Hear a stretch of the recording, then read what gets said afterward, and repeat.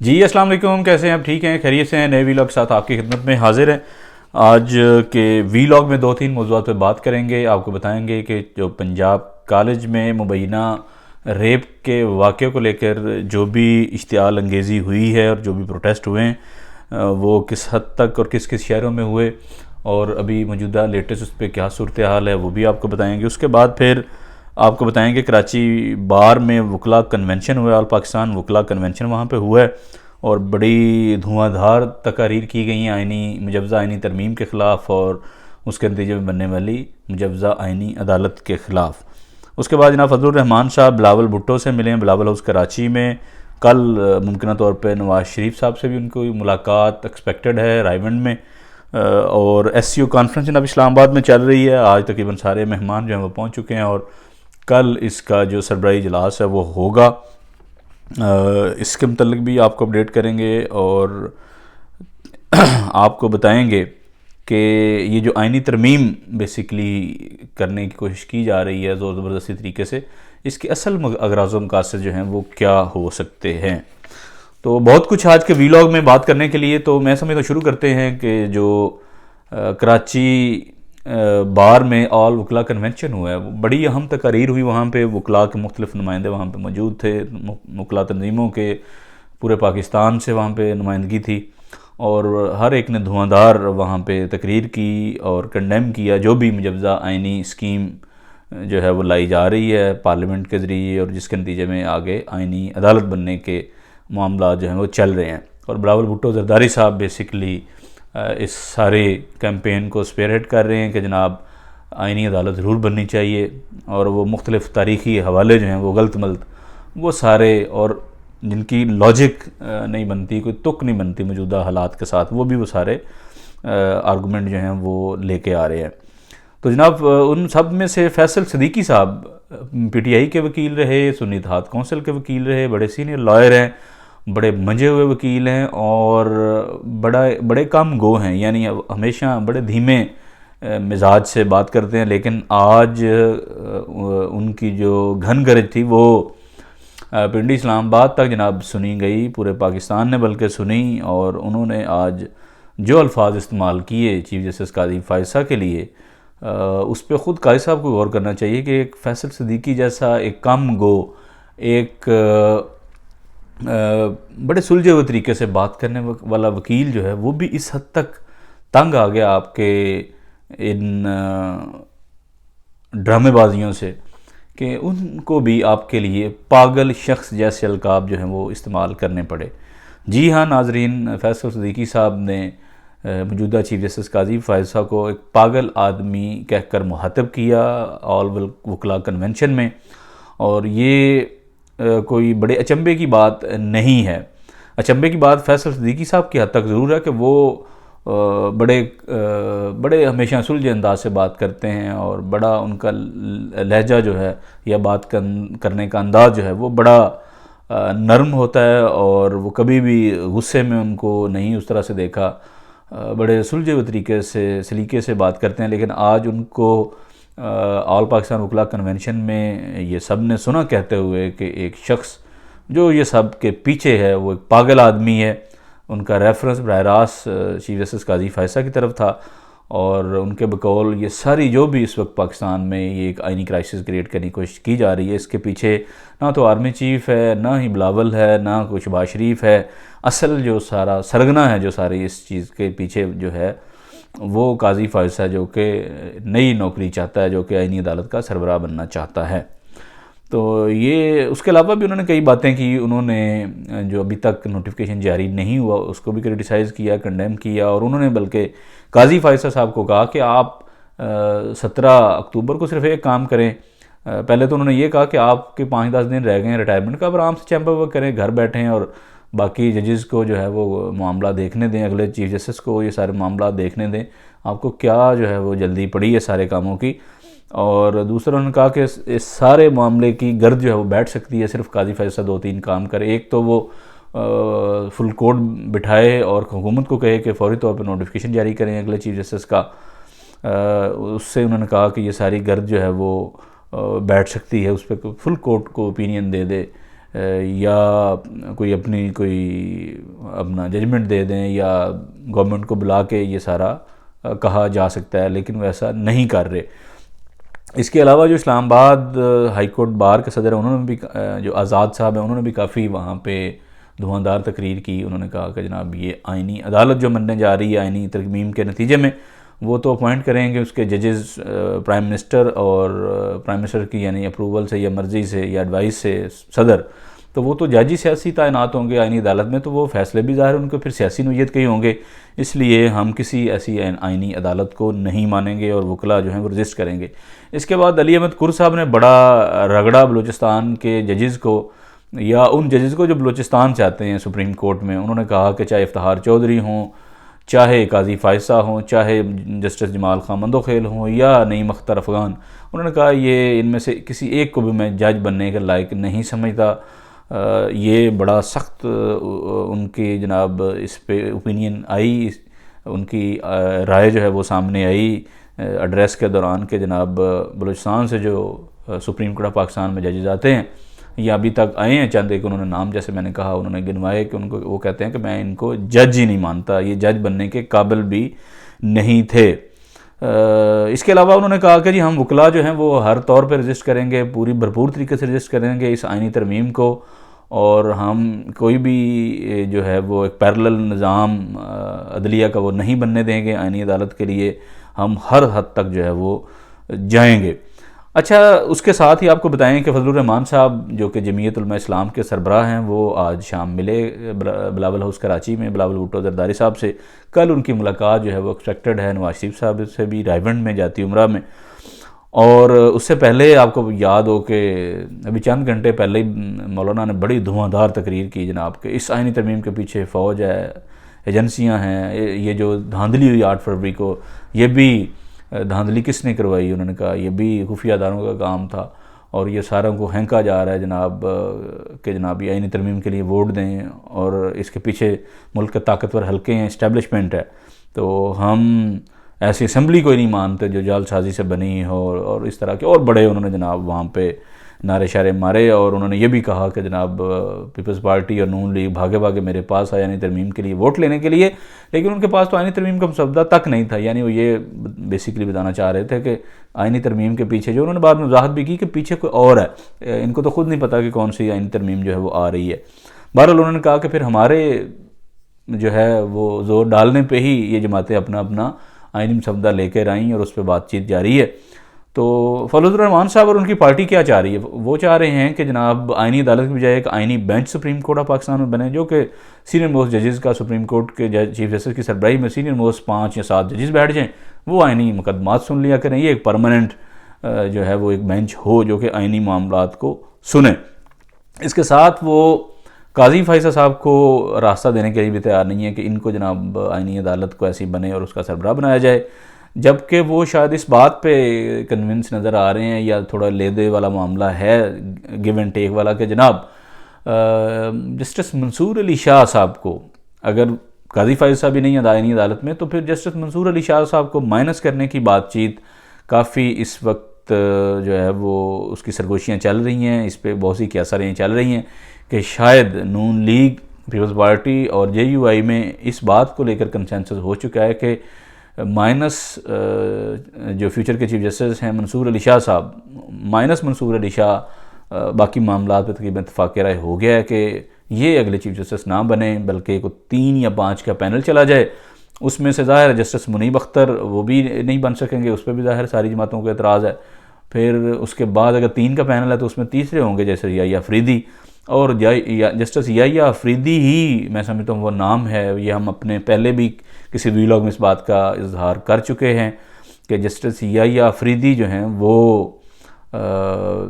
ڈاک ہارس ہو سکتے ہیں، چاہے آئینی عدالت کی سربراہی کا معاملہ ہو یا اگلے چیف جسٹس کا معاملہ ہو،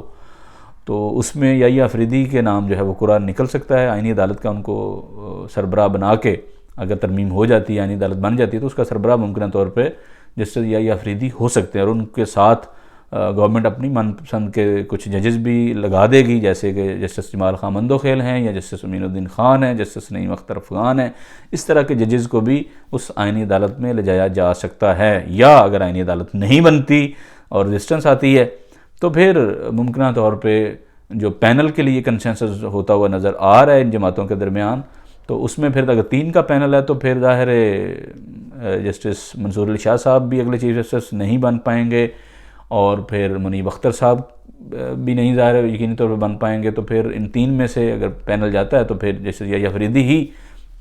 اسی پاور کے ساتھ چیف جسٹس بن سکتے ہیں اگلے، جو پاور ابھی تک آئینی ترمیم سے پہلے ایک سپریم کورٹ کے چیف جسٹس کے پاس ہوتی ہے۔ تو بہت کچھ ہے اس میں، ابھی آنے والے دنوں میں مزید واضح ہوتا جائے گا کہ معاملات کس طرف آگے بڑھ رہے ہیں، اور کیا ججز خاموشی سے اس پینل کے حوالے سے معاملات کو قبول کریں گے، کیا کوئی ریزسٹنس نہیں آئے گی۔ جسٹس منصور علی شاہ صاحب کو ان کی بڑی ایک لیگسی ہے، ان کی بڑی رسپیکٹ ہے ہائر جوڈیشری میں، اور بہت سے لوگ ان کو ایڈمائر کرتے ہیں ان کے کام کو لے کر، ان کے کنڈکٹ کو لے کر۔ تو کیا وہ خاموشی سے گھر چلے جائیں گے؟ پھر کیا بنے گا اسلام آباد ہائی کورٹ کے 6 ججز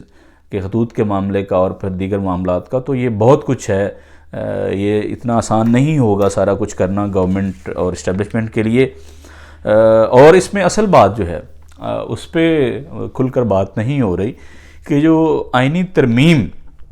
کا مقصد ہے، یہ تو بالکل صاف نظر آ رہا ہے کہ آئینی ترمیم ہر صورت میں ہونے جا رہی ہے۔ میرا نہیں خیال کہ آئینی ترمیم جو ہے وہ اس کو پوسٹ پون کیا جا سکے گا یا اس کو روکا جا سکے گا۔ اس کے لیے جو بھی زور زبردستی آپ کے سامنے ہے، تقریباً 12-13 سننے میں آ رہا ہے کہ پی ٹی آئی کے ایم این ایز کو بھی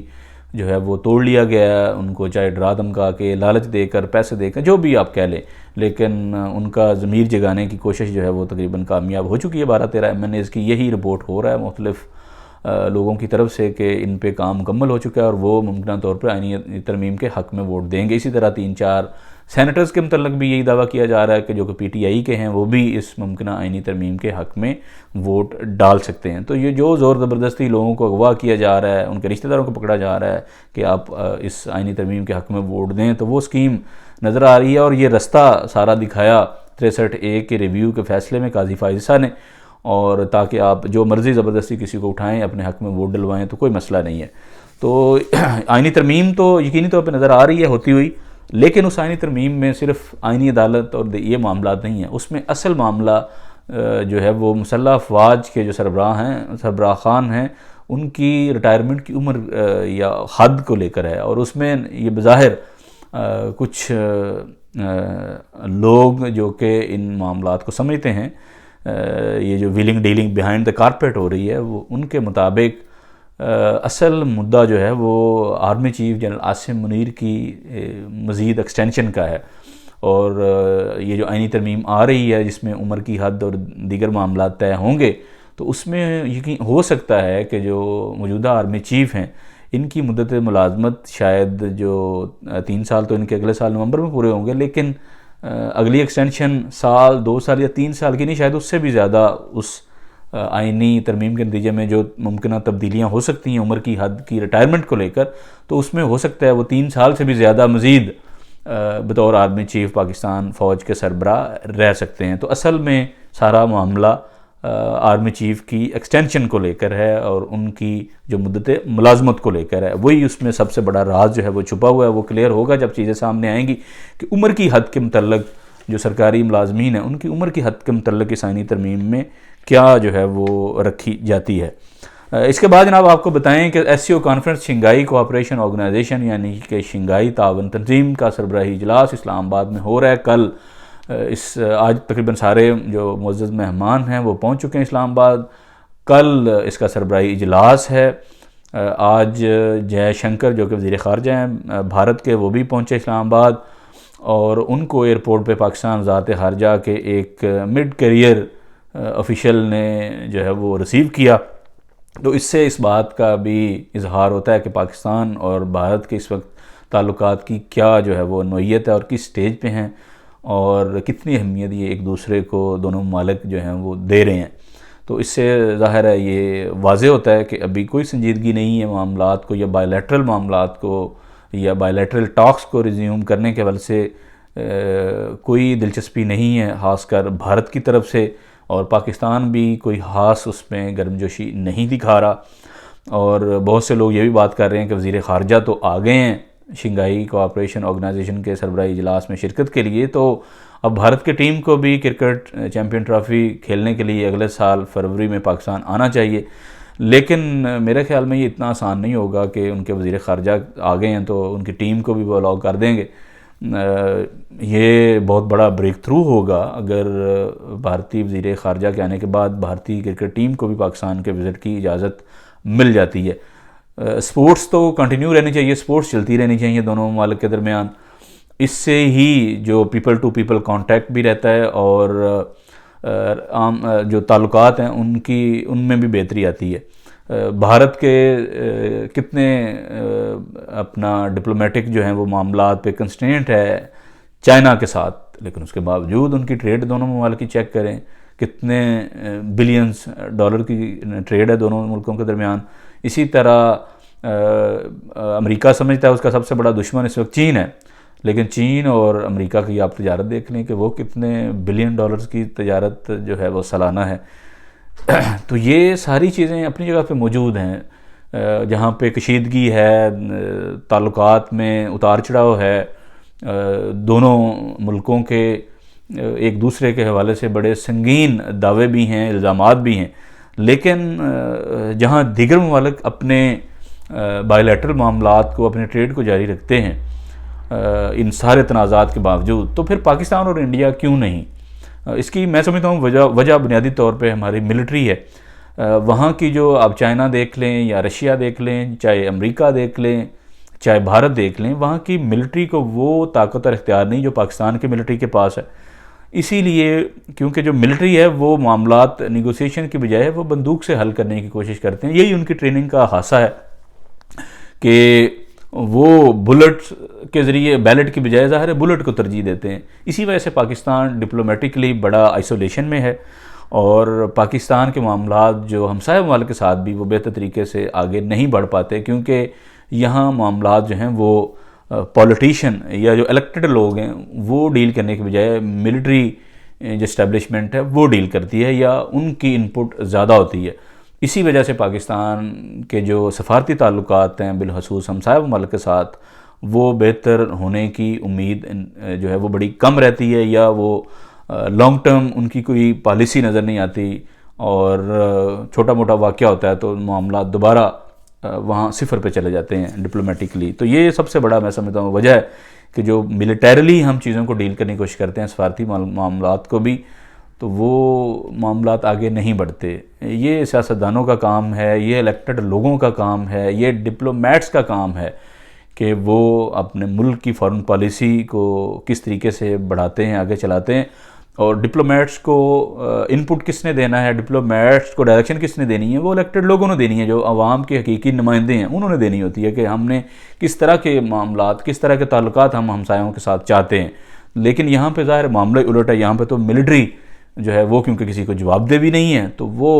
اپنا ان کا کنٹرول مکمل طور پہ ہے ہمارے جو فارن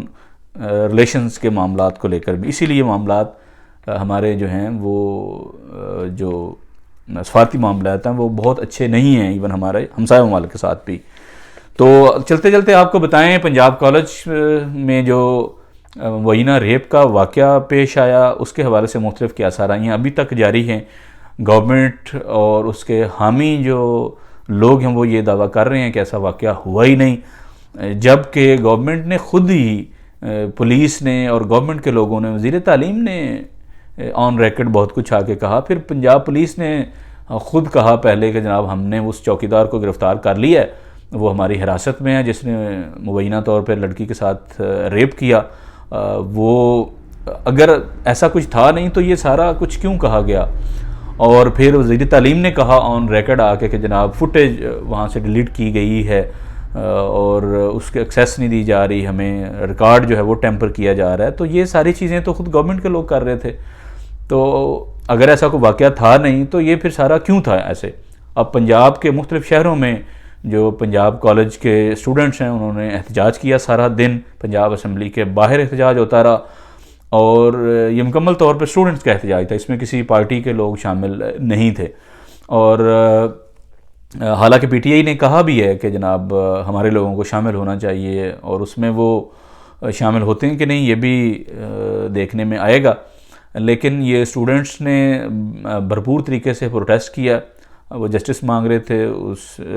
لڑکی کے لیے جس کے ساتھ مبینہ طور پہ ریپ ہوا، اور پنجاب گورنمنٹ نے بھی اس پہ 7 رکنی کمیٹی جو ہے وہ بنا دی ہے، جس کی سربراہی چیف سیکرٹری پنجاب خود کر رہے ہیں، تاکہ وہ اس سارے معاملے کی چھان بین کرے اور رپورٹ وزیر اعلیٰ پنجاب مریم نواز کو دے۔ تقریباً 48 گھنٹوں کے اندر اندر یہ کہا گیا ہے کہ رپورٹ ساری جو ہے نا وہ سبمٹ کی جائے۔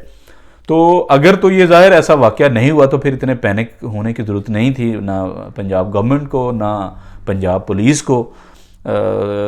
کچھ نہ کچھ تو ہے جس کی پردہ داری ہے، اور اگر یہ سارا فیک نیوز ہے اور فیک نیوز پھیلائی گئی ہے کالج کو بدنام کرنے کے لیے یا گورنمنٹ کو ٹف ٹائم دینے کے لیے، تو اس کے خلاف بھی سخت ایکشن یقینی طور پہ لینا چاہیے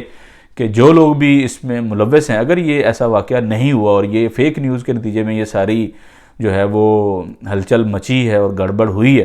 تو جو بھی اس میں ملوث ہیں لوگ اس فیک نیوز کو پھیلانے میں، ان کے خلاف یقینی طور پہ سخت سے سخت کارروائی ہونی چاہیے۔ سننے میں آ رہا ہے کہ ایف آئی اے نے بھی